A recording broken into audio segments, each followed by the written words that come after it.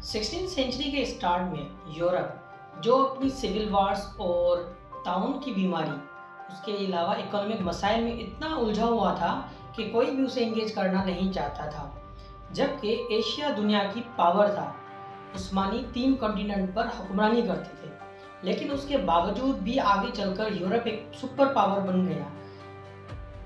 एक ऐसा वाकया या एक ऐसे शहर का गिरना जिसे मुसलमानों की आखिरी फतह कहा जाता है, या यूरोप की एक आखिरी सबसे बड़ी नाकामी, या यूं कहें कि कॉलोनियलिज्म की बुनियाद कहें तो भी गलत नहीं होगा। उसके अलावा एक तरफ तो मुसलमान 3 कॉन्टिनेंट्स पर हुकूमत कर रहे थे और अपने फतूहात को जारी रख रहे थे, लेकिन उसके अलावा एक उनका ही एक इलाका जो दुनिया की पहली कॉलोनी बन गया। यूरोप उसके बाद इतना पावरफुल बन गया और इतना बड़ा दरिंदा बन गया कि मौजूदा जितनी भी रियासतें थी ना सिर्फ उनको कुचलता गया बल्कि उनको अपना गुलाम बनाता गया। Colonial world order from discovery to domination, इस सीरीज का पहला एपिसोड देख रहे हैं जो है राइज ऑफ कॉलोनियलिज्म, जिसमें आप जानेंगे कि दुनिया की जो पावर थी वो इंडिया था, जो अपनी स्पाइसेस और अपने फिलोसॉफी मेथ की वजह से पूरी दुनिया में मशहूर था। लेकिन आगे चलकर वो उन्हीं ब्रिटिशर्स जिनको कोई जानता तक नहीं था उनकी कैसे कॉलोनी बना। चाइना, जिसके पास गन पाउडर थी, जिसके पास जदीद हथियार थे, उसके बावजूद भी ओपियम वार में इस तरह से उलझा दिया गया कि वो इतना ह्यूमिलिएट हुआ कि उठ ही नहीं पाया। और हम जानेंगे कि उस्मानी जो 3 कॉन्टिनेंट पर हुक्मरानी कर रहे थे उन्होंने कैसे मिस कर लिया यूरोप को, जिन्होंने आगे चलकर पूरी दुनिया को लगभग अपनी कॉलोनी बना दिया। उस टाइम चाइना के पास दुनिया भर का सिल्क, एग्रीकल्चर, कंपास, नेविगेशन और मुख्तलिफ टेक्नोलॉजीज थी, और दुनिया की 35% जीडीपी चाइना के पास थी। इंडिया के पास डायमंड था, इंडिया के पास स्पाइसेस थी, कॉटन था, और या पूरी दुनिया की जो इंडस्ट्री थी वो इंडिया की वजह से ही चलती थी। और उस्मानी जो 3 कॉन्टिनेंट्स पर हुकूमत करते थे, जिनकी मिलिट्री का कोई मुकाबला नहीं था, उनकी साइंस का कोई मुकाबला नहीं था, उनको ट्रेड रूट्स के बारे में अच्छे से इल्म था, और जितने भी सी रूट्स थे उनका भी उनको अच्छे से इल्म था। जबकि उस टाइम यूरोप के पास क्या था? सिर्फ और सिर्फ फ्यूडलिज्म, पॉलिटिकल क्योस, प्लेग और सिविल वार्स। लेकिन 1453 में एक ऐसा तारीखी मोड़ आता है जिसने सब कुछ चेंज कर दिया।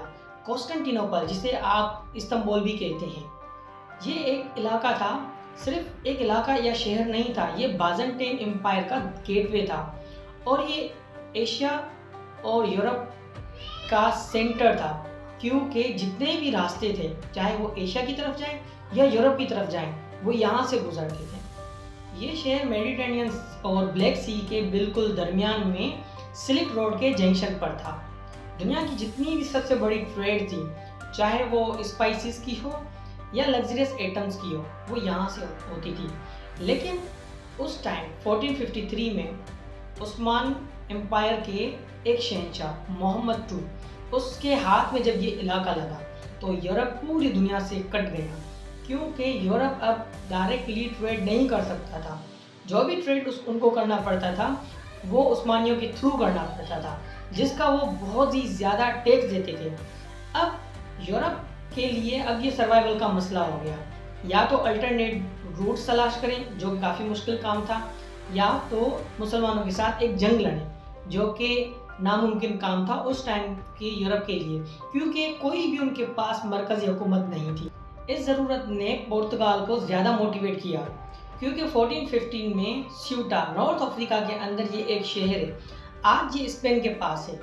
ये 18 किलोमीटर का एक छोटा सा शहर था, लेकिन इसकी स्ट्रेटेजिक पोजीशन बहुत ही स्ट्रॉन्ग थी। इस इलाके को दुनिया की पहली कॉलोनी बना चुके थे पोर्चुगीज, और इसकी जो स्ट्रेटेजिक पोजीशन थी मेडिटेरेनियन, अटलांटिक और अफ्रीकन ट्रेड का गेटवे बन सकता था, क्योंकि ये ऐसी जगह पर था जहाँ से समुद्री रास्ते खुलते थे।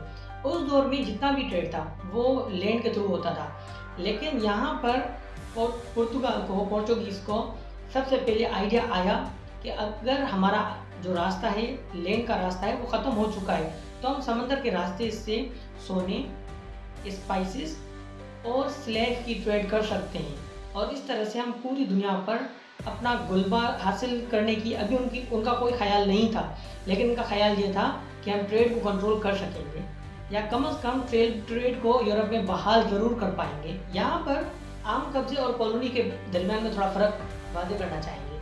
आम कब्ज़ा ये होता है कि एक इलाके के बादशाह ने दूसरे इलाके पर कब्ज़ा कर लिया, अपने लोगों को वहाँ पर ले आया, आबाद कर लिया, ये था कब्ज़ा। कॉलोनी से अलग चीज़ होती है। कॉलोनी का मतलब ये होता है कि एक बादशाह दूसरे इलाके पर कब्जा करता है, फौज बिठाता है, वहाँ के इलाके के लोगों से काम करवाता है, और जितना भी रेवेन्यू होता है वो अपने मुल्क में वापस ले जाता है, जिससे वो जो इलाका है, मौजूदा इलाका जिसको कॉलोनी बनाया गया है, उसका हर लिहाज से नुकसान ही नुकसान है।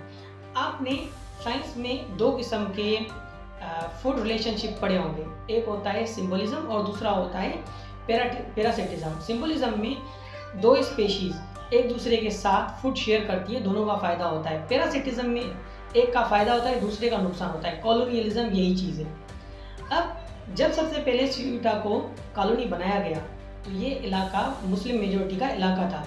यहाँ की मस्जिदों को चर्च में कन्वर्ट किया गया, यहाँ के लोकल लीडर्स को एग्जाइल किया गया, जलावतन किया गया, और यहाँ के लोकल ट्रेड पर टैक्स आयद किया गया जो डायरेक्ट पुर्तगाल के पास जाता था। यहाँ से यूरोप के पास एक सोच उभरी। कौन सी सोच थी? कि हम पावर और कॉलोनीज के थ्रू समंदर से ट्रेड के जरिए पूरी दुनिया को कंट्रोल कर सकते हैं। ये दुनिया का पहला मोड़ था या पहला इवेंट था जब कॉलोनियल सोच पैदा हुई थी। स्वीटा के बाद पुर्तगाल रुका नहीं, मेडीरा आइलैंड को 1490 में कैप्चर किया, एजोरस को 1427 में कैप्चर किया, और फिर वेस्ट अफ्रीका कोस्ट में स्लेव ट्रेड शुरू किया लगभग 1440s में। ये सब इवेंट एज ऑफ डिस्कवरी और ग्लोबल कॉलोनियलिज्म का फाउंडेशन रखते हैं। फॉल ऑफ कॉन्स्टेंटिनोपल यूरोप के लिए एक वेकअप कॉल था। यूरोप के लिए जितने भी रास्ते थे ट्रेड के वो ख़त्म हो चुके थे, या कम से कम वो उस्मानियों के पास चले गए थे। अगर ये टैक्स देते तो पहले से ही ये मुआशी बदहाली का शिकार थे, तो इनके सर्वाइवल मुमकिन नहीं था। वहाँ पर कॉलोनियल सोच पैदा हुई क्योंकि स्वीटा उसने एक अल्टरनेटिव स्ट्रेटेजिक पोजीशन यूरोप को ज़रूर दी, जिसके बाद दुनिया में फर्स्ट टाइम कॉलोनियल सोच पैदा हुई। The colonial world order from discovery to domination, उसके पहले एपिसोड राइज ऑफ कॉलोनियलिज्म में हमने जाना कि यूरोप ये जान चुका था कि दुनिया पर हुक्मरानी करनी है तो एशिया को ज़रूर पकड़ना होगा, क्योंकि एशिया दुनिया भर में एक स्ट्रेटेजिक पोजीशन रखता है और दुनिया भर की दौलत एशिया में है, और एशिया में हम रूट के ज़रिए नहीं पहुंच सकते, हमें समंदर से रास्ते ढूंढने पड़ेंगे, जिसमें बेहतरीन किरदार पेश किया पुर्तगाल ने। और पुर्तगाल ने ये कैसे पेश किया ये नहीं बताया गया। प्रिंस हेनरी का क्या किरदार था, या दुनिया का पहला नेविगेटेड स्कूल कौन सा बना जिसने यूरोप को ये सहूलत फराहम की कि वो आराम से कॉलोनी बना सके, या समुद्री रूट कैसे तलाश किए गए जिसने कॉलोनियलिज्म को और ज़्यादा मजबूत किया, इसको हम जानेंगे सेकेंड एपिसोड में।